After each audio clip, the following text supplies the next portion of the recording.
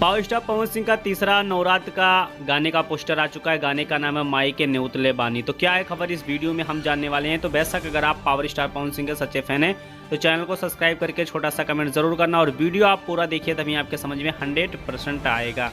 नवरात्र में power star Pawan Singh और खेसारी लाल यादव का फिर से महामुकाबला चालू होने वाला है, क्योंकि पावर स्टार पवन सिंह के गाने का पोस्टर आ चुका है, खेसारी लाल यादव के गाने का पोस्टर आने वाला है।